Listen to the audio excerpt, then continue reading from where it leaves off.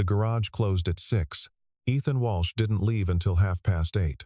He stayed because the Hendersons' truck needed a brake line replaced before morning, and because staying meant he could invoice the job tonight, and because the invoice meant $60 he hadn't had this morning. $60 was Lily's field trip fee, the one her teacher had sent home in a crumpled envelope 3 weeks ago, with a smiley face drawn in the corner, as if cheerfulness might soften the financial blow. He turned off the overhead lights, locked the bay door, and walked to his truck in the dark. The rain had started sometime in the last hour, a cold, punishing November rain that came in sideways and found every gap in his jacket. He sat behind the wheel for a moment before starting the engine, hands still carrying the ghost warmth of the work, the skin on his knuckles cracked and stained in the permanent way that no amount of scrubbing ever fully fixed. Ethan Walsh, 35 years old, single father, owner-operator of Walsh Auto, a 2-bay garage on the edge of Claremont that had once belonged to his father, and before that to no one worth mentioning. The building was older than he was. The hydraulic lift had a slow leak that he compensated for by eye. The sign out front had lost its W in a windstorm 2 years ago, and now read ALSH Auto. And he kept meaning to fix it, but there was always something more pressing. He pulled out of the lot onto the highway and let the familiar road unspool in his headlights. The drive home took 20 minutes on a good night. He used it to decompress, to let the day peel off him in layers. Tonight, the layers were thick. The Hendersons' brake line, the invoice he hadn't sent to the city fleet account, the reminder call from his landlord. Polite, but pointedly timed for the 15th of the month, 2 days away. His phone buzzed on the passenger seat. He glanced at it at a red light. "Marcus, you confirmed for Saturday, right? She's expecting you. Don't bail." He exhaled through his nose. Saturday was the blind date. Marcus had been engineering it for 3 weeks with the cheerful persistence of a man who had been happily married for 7 years and had consequently forgotten what it was like to be on the wrong side of a restaurant table. The woman's name was Claire. She was a friend of Marcus's wife, Donna. Marcus described her as sharp, successful, and really something to look at, in that order, which told Ethan everything he needed to know about how this was going to go. He didn't reply to the text. He drove. The house rented, small, drafty in the corners, was lit from within when he pulled up. Through the front window he could see the bluish flicker of the television and the top of Lily's head above the back of the couch. He sat in the driveway for a moment, engine idling. Something in him always did this. Paused before going inside. Not reluctance. Never reluctance. Something more like preparation. Like he needed to fully shed the day before he crossed the threshold into her world. Inside, Mrs. Kaminsky from next door was dozing in the armchair with her shoes still on. She watched Lily on weekday evenings in exchange for Ethan handling her car maintenance, an arrangement they'd developed organically and never formally discussed. Lily was cross-legged on the floor in her pajamas, a bowl of cereal balanced on her knee, watching something involving animated rabbits. She heard the door and turned around. "Dad." The word landed in the center of his chest the way it always did. "Hey, Bug." He toed off his boots and crossed the room, bent down and kissed the top of her head. She smelled like her strawberry shampoo. "How was the thing with the science project?" "We got second place." She turned back to the television, but Caitlin's volcano actually erupted, so it was fair. He woke Mrs. Kaminsky gently and walked her to her door with an umbrella borrowed from the front closet. When he came back, Lily had put her bowl in the sink without being asked, which meant she wanted something. "The field trip is in 12 days, she said, turning from the sink with a look of carefully calibrated neutrality. "I know. I just wanted to make sure you knew." "I know, Lily." She studied him for a moment with those clear gray eyes that had come from somewhere in his wife's family. Eyes that could read him the way he read an engine by sound and feel, and subtle wrongness. Then she softened.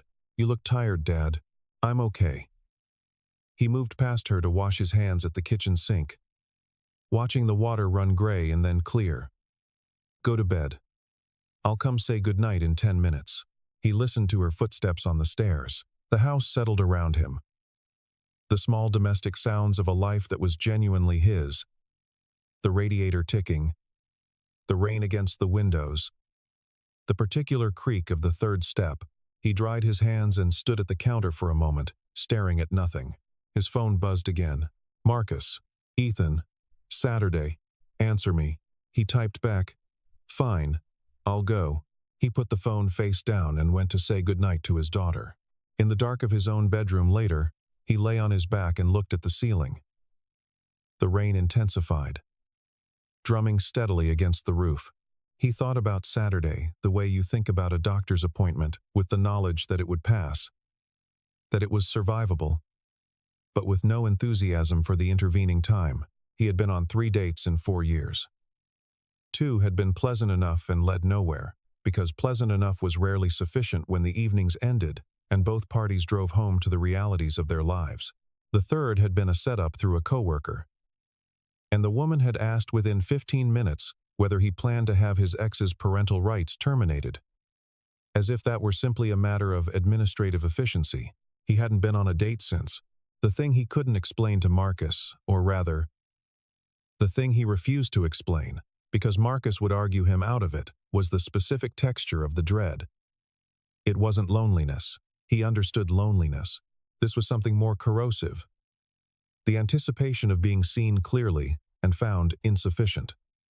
Claire was, according to Marcus, an executive at some kind of financial services firm.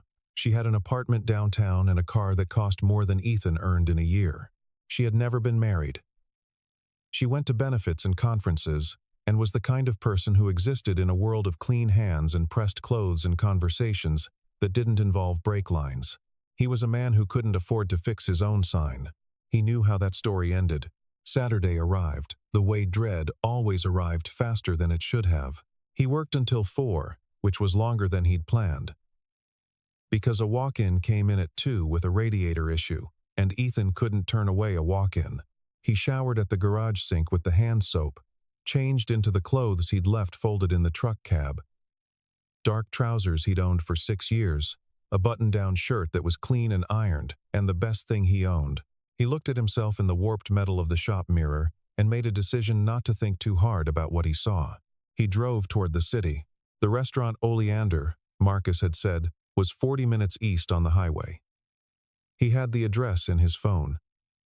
He had also been composing, for most of the afternoon, a plausible reason to cancel. Car trouble was too obvious given his profession. A client emergency had more texture.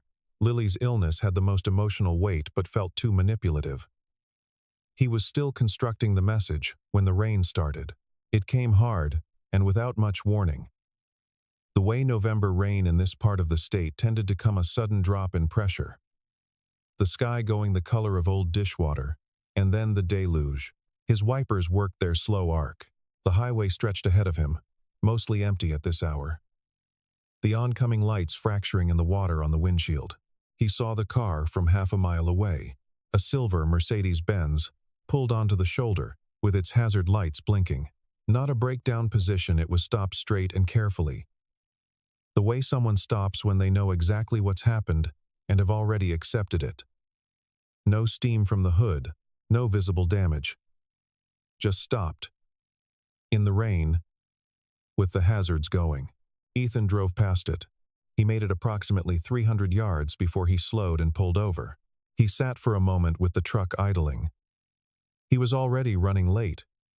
He was wearing his good shirt. He genuinely did not want to be here, on this highway, in this rain, doing this. He reversed back along the shoulder.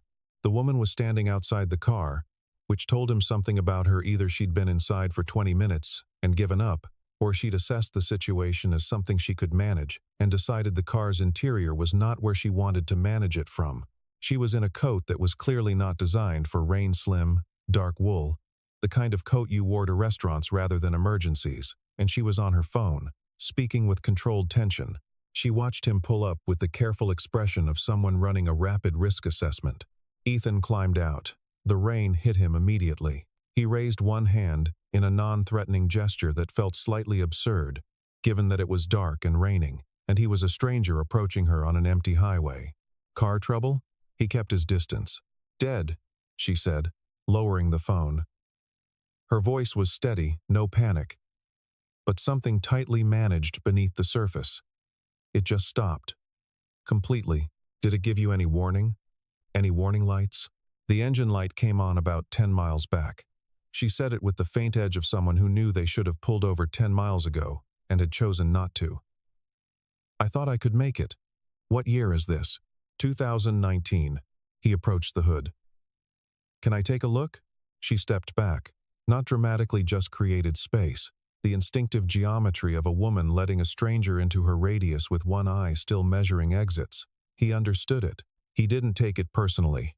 He popped the hood. The rain fell on the exposed engine with the sound of applause. He pulled out his phone and used the flashlight.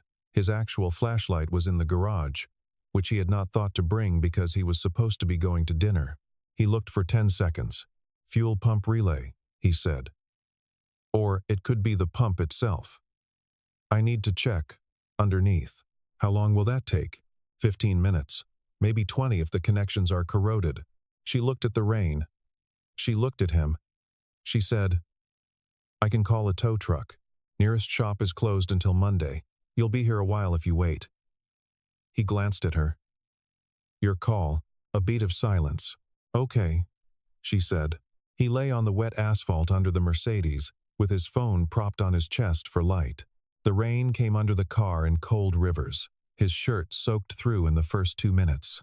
He worked by feel and by the logic of the machine, which was a language he'd been fluent in since he was 11 years old, following his father around the garage on school holidays, handing tools without being asked because he'd memorized the sequence. The relay connector was corroded. You could see the oxidation even in the bad light. He cleaned it with the edge of his key, which was the wrong tool but adequate. While he worked, he could hear her on the phone through the car door, her voice muffled but carrying the cadence of someone managing expectations on both ends of a crisis. When he slid out, she was standing with her arms crossed under the inadequate shelter of her own coat, watching him. He was thoroughly soaked. He knew he looked it. Try starting it, he said. She got in. The engine turned over, hesitated, caught. He heard something ease in himself when it did.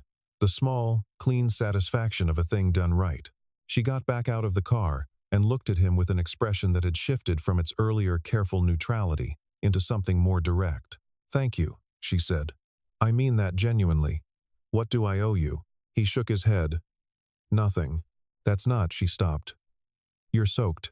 I was already going to be late, he said. He wasn't sure why he said it. It came out before he'd decided to say it. And once it was out there, it was too true to take back. Late for what? He looked at her. Something in his expression must have been strange, because she tilted her head slightly. He started over. I was heading to Oleander. The restaurant. The name landed in the air between them. She went very still. On Meridian Street, he said. The hazard lights blinked between them. The rain fell. The highway was empty in both directions. A long, flat, dark ribbon, with nothing on it but the two of them and this moment. For a 7:30 reservation, he said. Under Walsh. She stared at him. He watched her face go through something that wasn't quite shock, more like the specific disorientation of a world rearranging itself along an axis you didn't know was there. Ethan, she said. It wasn't a question. Claire, he said. It wasn't one either. Neither of them spoke for a full 10 seconds. The hazard lights kept their patient orange rhythm. The rain, indifferent to the significance of the moment, continued falling. Ethan became aware of himself with sudden, uncomfortable clarity. Soaked to the skin, wearing a shirt that was now plastered to his chest, hands that bore the evidence of an evening's work in the grain of the skin and beneath the fingernails despite his best efforts. He thought about the truck behind him, which was 12 years old and had a crack in the taillight he'd been covering with red tape since September. He thought about what she was looking at. He started. Don't, she said. He stopped. Don't apologize, she said. And don't leave.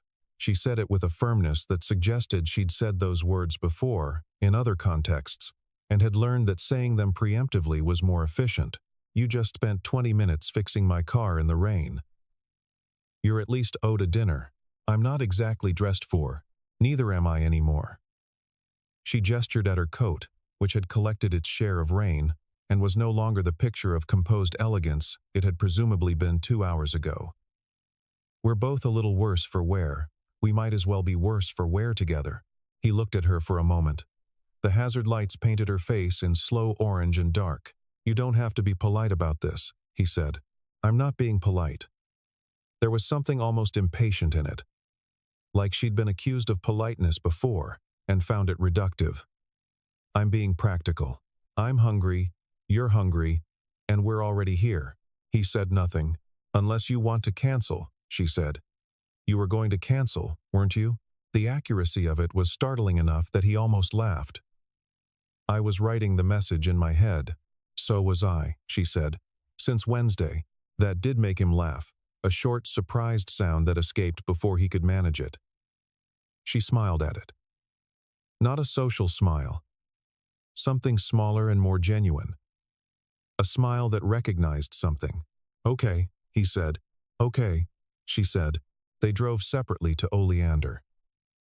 In the 12 minutes between the highway and the restaurant, Ethan had a prolonged internal argument with himself that arrived at no useful conclusion. Oleander was the kind of restaurant that communicated its status through understatement, no ostentatious signage, just a small brass plaque beside a dark wood door, soft, warm light visible through frosted glass. The host at the stand was the type of person who had mastered the art of making you feel the precise weight of your own inadequacy without doing anything overtly rude. He looked at Ethan. Ethan was aware of being looked at. He was also aware of his shirt, which had been partially dried by the truck's heater, but retained the memory of the rain and its wrinkles. He squared his shoulders and said his name. "Walsh. Reservation at 7:30. The host, a young man in a vest that probably cost more than Ethan's rent, looked at his book and then back at Ethan with the careful blandness of a man calibrating his response. "Of course," he said, and led them to a table in the back. Ethan sat across from Claire and picked up the menu. The prices were on the right side of the page, without apology. He set the menu down. Claire looked at him over hers. "What do you want? What's good here?" "I've never been." She said it matter-of-factly.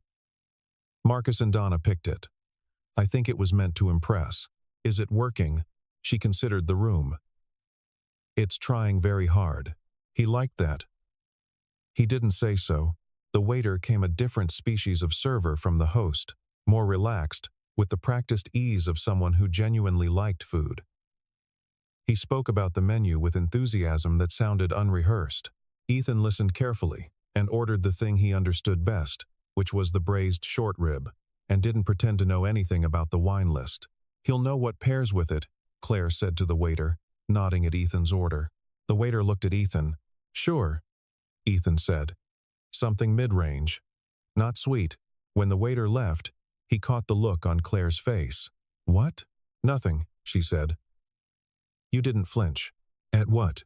"The prices. A lot of people." She stopped. "It doesn't matter." "A lot of people flinch," he said. "You can say it." She looked at him directly. "Yes. People who aren't used to restaurants like this tend to either flinch or overcorrect. You did neither." "I don't see the point," he said. "I know what I'm here for. It's dinner. I know how to eat dinner." There was a beat of silence. Then something in her posture eased, slightly. In the way a muscle releases when it's been carrying tension, it forgot it was carrying. They were doing fine, Ethan thought, cautiously. Then the man at the neighboring table made his first remark. He was in his 50s, red-faced and pleased with himself, the kind of loud that comes from never having been told to be quiet. He'd been half watching them since they sat down. And somewhere in his second glass of something amber, he leaned toward his companion and said not quietly, "Must be her mechanic. Look at the hands." The companion laughed. Ethan heard it. He put down his fork. He kept his face still. Beside him, he felt Claire go rigid.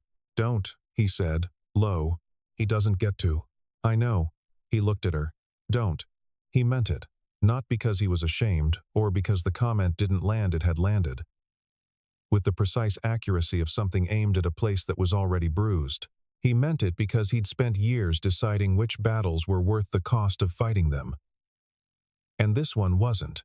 Not in front of her, not tonight. But Claire had already turned. "Excuse me," she said to the man. Her voice was pleasant and controlled, and carried a specific quality that Ethan had never heard from anyone speaking to him before, the tone of a person who held the kind of authority that didn't need to announce itself. "My dinner companion has more skill in one hand than you've apparently applied to anything in your life. I'd appreciate it if you finished your meal quietly." The man stared at her. The companion looked at the tablecloth. Claire turned back to her plate. The table beside them was very quiet for the rest of the evening. Ethan looked at the woman across from him at the set of her jaw, and the way she'd picked her fork back up with the deliberateness of someone choosing normality as a form of grace, and felt something shift in the structure of the evening. A weight he'd been carrying since they walked in had redistributed itself. He didn't thank her. He thought she'd find that reductive. Instead, he said, "Tell me about the company," and she did. The wine helped. Not in the way wine usually helps, not as anesthesia, but in the way a second cup of coffee sometimes does, making the conversation run warmer and easier, the gaps between sentences less architecture-bearing. They'd been talking for an hour when Claire asked about Lily. It wasn't abrupt. It came out of a natural tributary, from something he'd mentioned about rearranging his schedule. He saw her register the question as she asked it, the slight adjustment in her expression that said, "Is this too much?" And he appreciated the consideration, even as he decided not to need it. "She's 8, he said. "She builds things, takes apart things. Last month she dismantled my kitchen timer to see if the spring could be repurposed. Could it? She made a catapult for her pencils. It was remarkably accurate." Claire laughed, a real one. The second of the evening. Her mother, he said, before she had to find a way to ask, left when Lily was 3. Found someone with better prospects, was how it was phrased. He kept his voice level. He'd had years to practice level. "She's in Seattle now. Different life. Does Lily see her?" "Occasionally. On terms that suit the Seattle life." He turned his wine glass by the stem. "Lily's adjusted. Kids adjust to what's presented as normal. She's a good kid. She deserves more than I can usually give her, and she's generous enough not to hold that against me." He hadn't meant to say the last part. It came out of some unguarded compartment. The kind that opens when you've been talking to someone for long enough that the boundaries of your careful self have softened. Claire was quiet for a moment. "That's not a fair judgment," she said. "Which part?" "The part where you measure what you give her and things you can buy." He looked at her. "I'm sorry," she said. "I don't know you. That was—" "No," he said. "It's fine." He thought about it honestly, the way you can think about painful things when someone has named them directly rather than circled them. "It's not a fair judgment. You're right. But it's the one I come back to, because someone else made it first." He said nothing. "She told you that," Claire said. Carefully. Not as accusation, but as recognition of a pattern she'd apparently encountered before in some form. "Your ex-wife. She told you that what you had to offer wasn't enough." He was quiet for a moment. The restaurant moved around them, with its soft noise, the clink of glasses, the low murmur of other people's evenings. He turned his water glass by the base and watched the candlelight move through it. "She wasn't wrong about the material part," he said finally. "She wanted something different from what I could build. That's not villainy. That's incompatibility." He paused. "But she said it in front of Lily once, that I didn't have a future. Lily was 4. I don't know what she understood." He thought about that night, sometimes the specific quality of Lily at 4, still round-faced and mispronouncing certain words in ways he had privately loved and never corrected because he wasn't ready to give them up. The way she'd been sitting in her high chair eating cut-up pears. The way the argument had moved through the kitchen like weather, unavoidable and total. And then afterward, the sound of his wife's car leaving, and Lily's face looking at the door, and him needing to be the one who was not shattered. He had been the one who was not shattered. Claire looked at her hands on the table. Something worked across her expression that she didn't fully control. "I'm sorry," she said. "Don't be," he said. "It made me better at what matters." He glanced up. What she understood was that her dad stayed. Everything else comes from that. He'd assumed they'd be done by 9.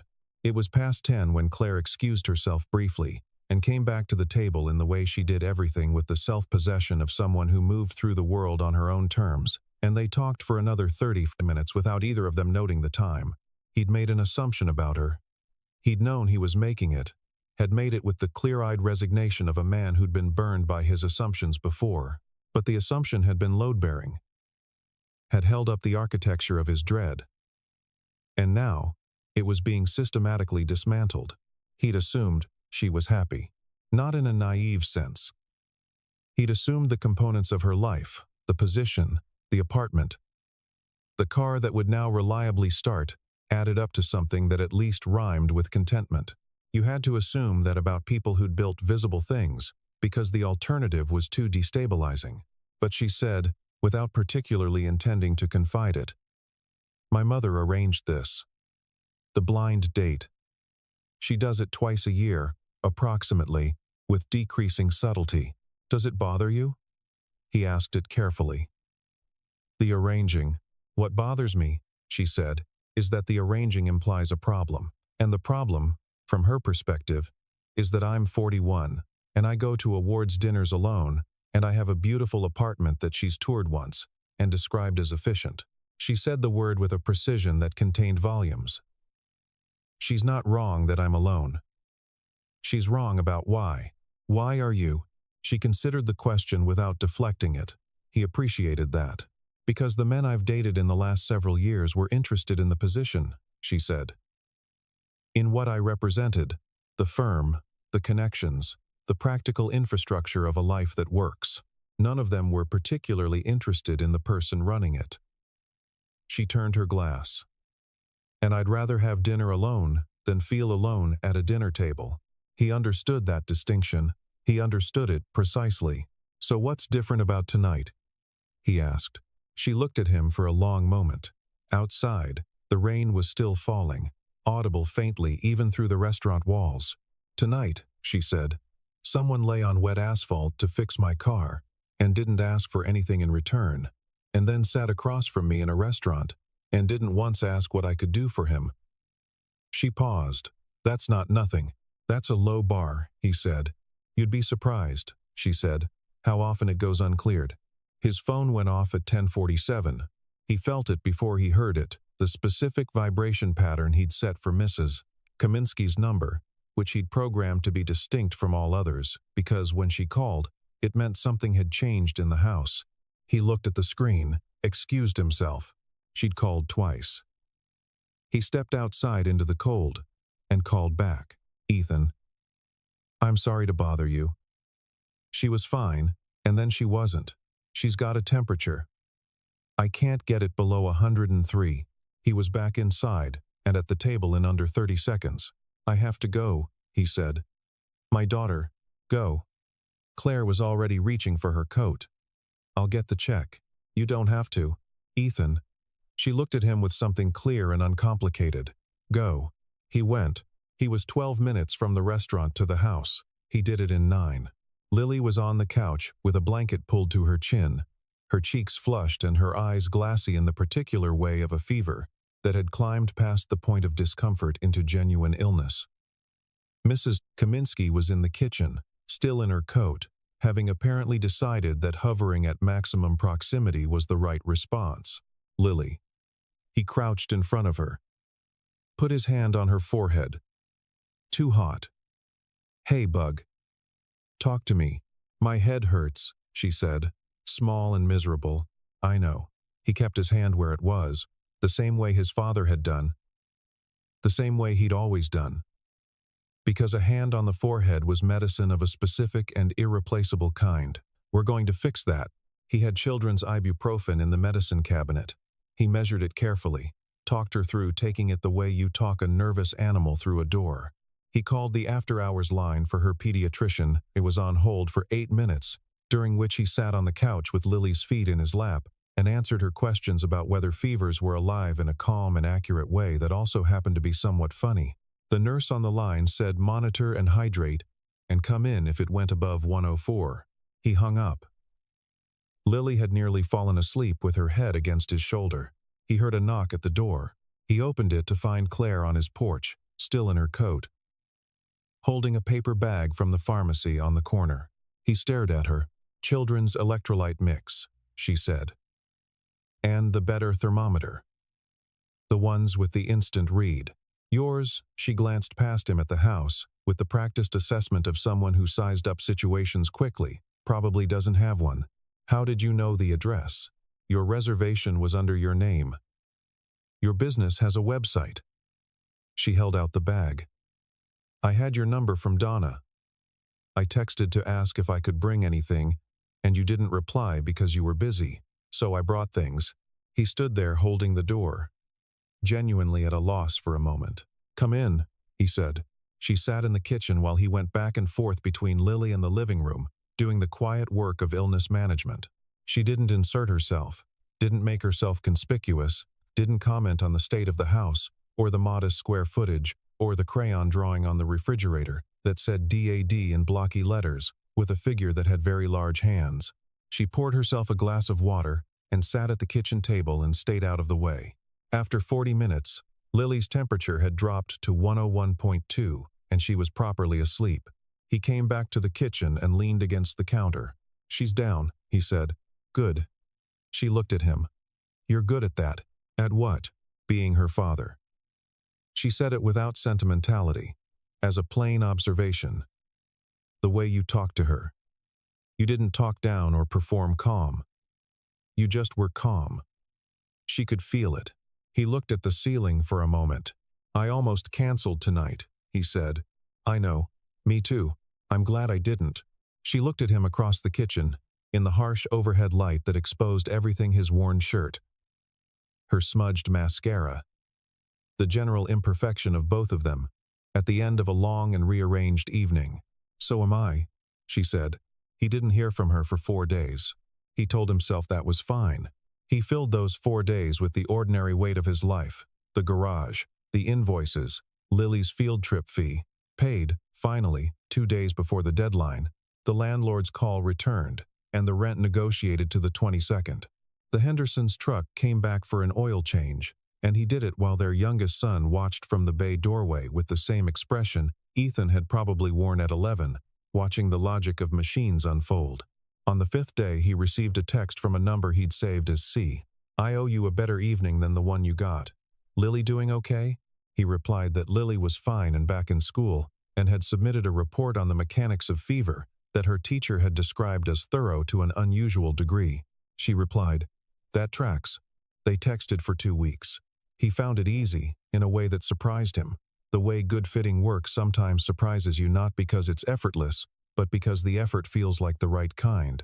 He met her for coffee, then for a walk along the reservoir, which was Lily's suggestion when she'd found out he was going to see that nice lady who brought the thermometer, delivered with the particular diplomatic casualness of an 8-year-old who had already made up her mind.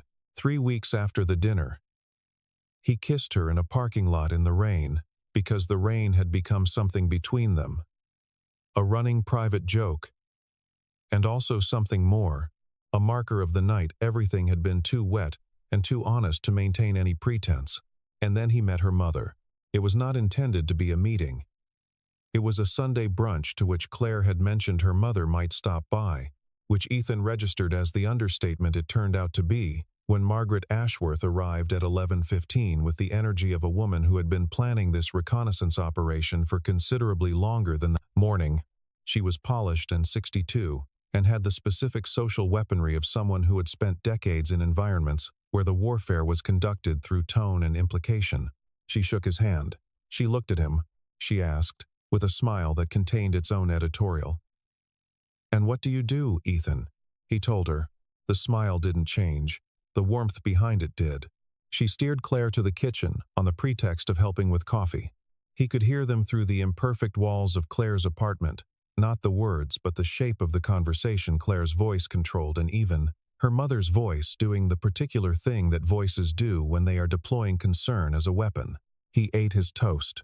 When they came back, Claire's jaw was set in the way he'd come to recognize as her carrying something she'd decided not to put down. After her mother left, he said, "How bad was it?" She sat across from him. "She likes you." "Claire." She looked at him. She said, "You seem like a very decent man." A pause. "And that decent men with nothing to offer decent women usually find a way to take what they can." He was quiet for a moment. "She said you have a child from a previous relationship," Claire continued, and he could hear her controlling something, "and that your situation would become her situation, and she asked if I understood what that meant for my career and my social standing. And the image the firm has worked to—" "Stop," he said. She stopped. He thought about it. About the image from the outside. The man with the cracked taillight and the late rent and the signed away 8 years of evenings. About what he represented to a woman who'd spent her life managing the optics of the family she'd built.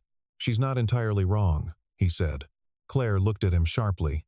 "Not about the taking," he said, "but about the math of it. I don't have what you have. I won't have it. The garage is the garage.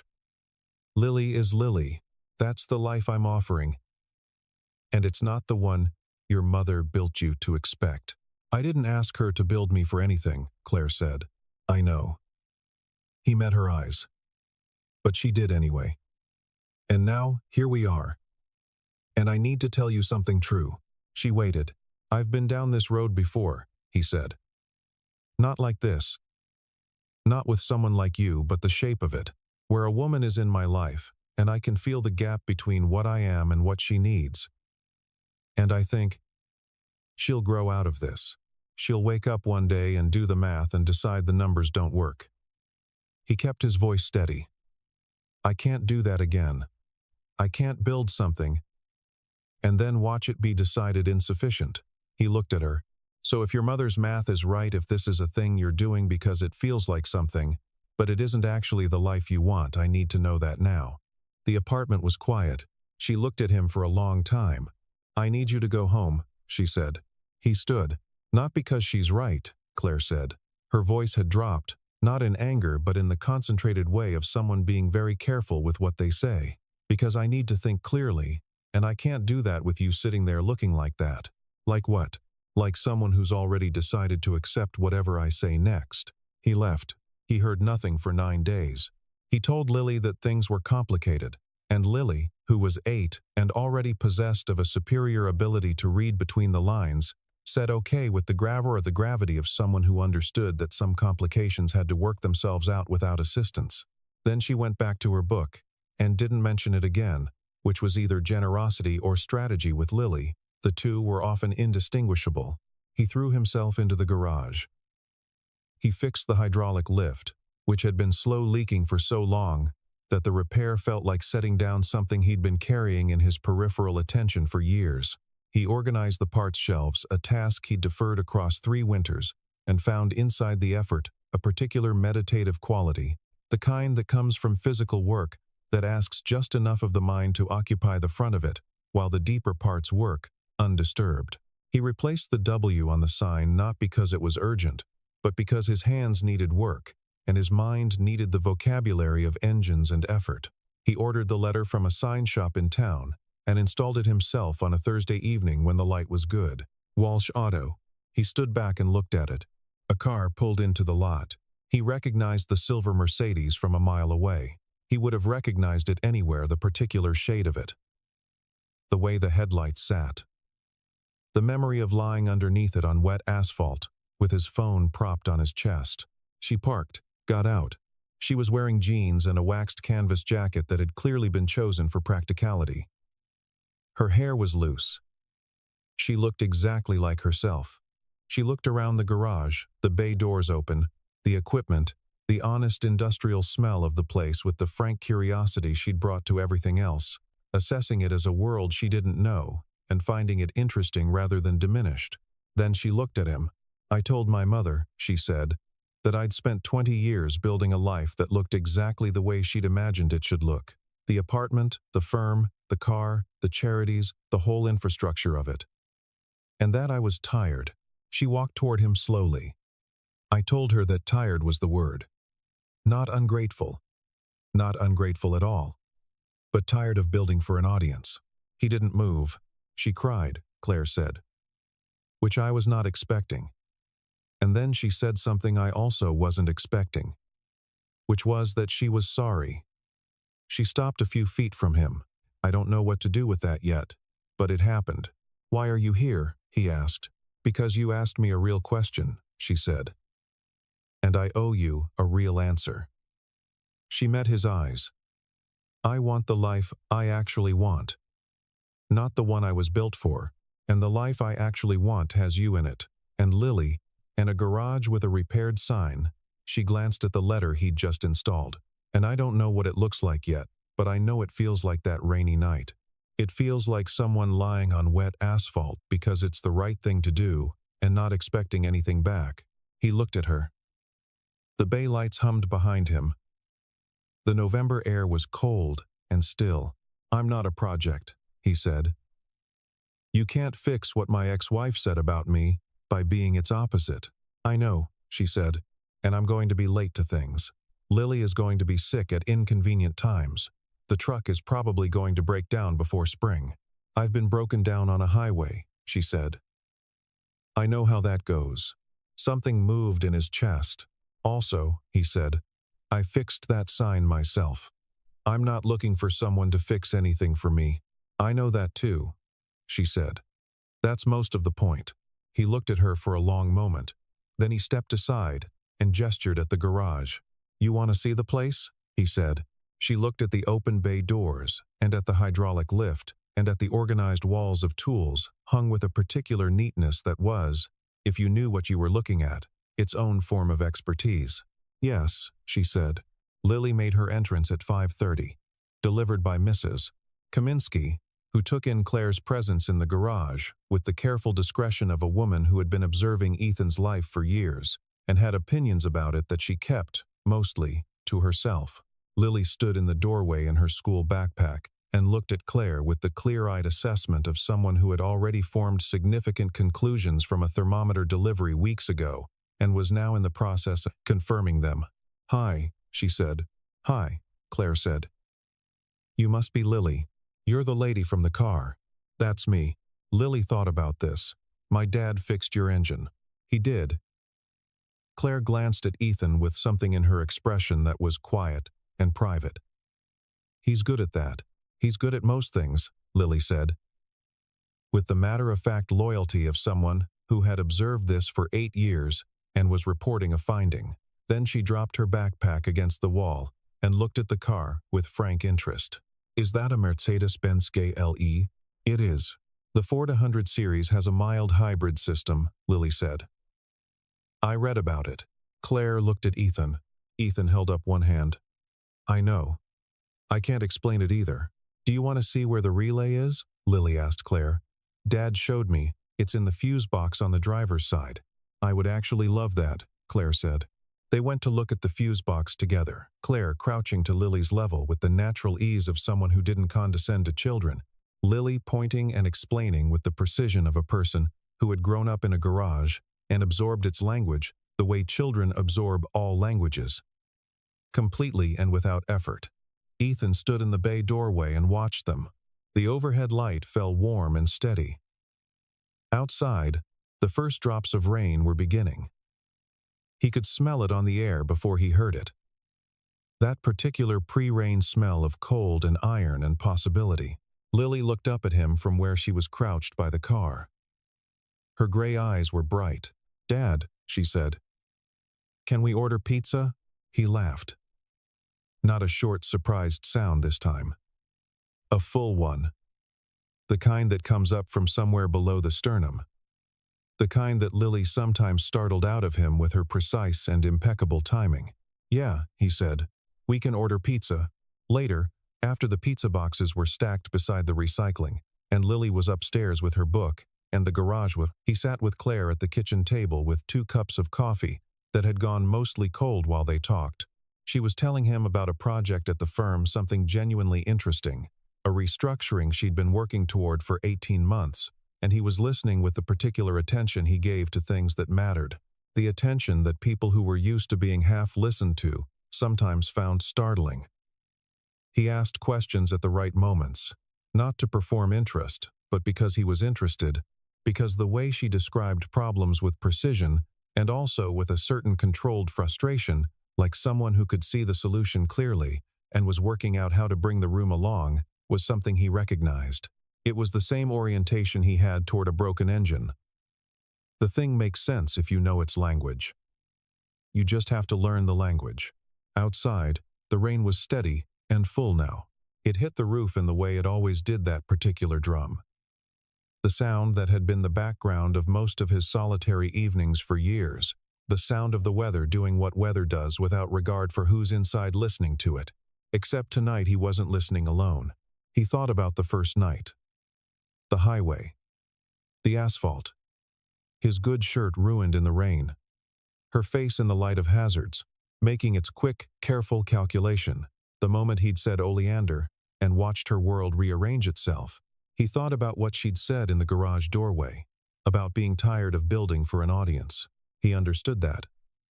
He understood it in the way you understand something that's been true about someone else for a long time without having the words for why you recognized it. "You're somewhere else," Claire said. "No," he said. "I'm here." She looked at him. He looked at her. The rain fell outside, and the coffee was cold, and the house made its small, familiar sounds around them, the radiator ticking, the creak on the third step that meant Lily was probably reading past her bedtime, and Ethan Walsh, 35 years old, single father, owner-operator of Walsh Auto, a man who fixed things for a living and had been fixing things for so long he'd forgotten he might be something other than what he fixed, felt something in himself that he hadn't felt in a long time. Not fixed, not repaired, just whole. The rain kept falling. Neither of them moved to leave.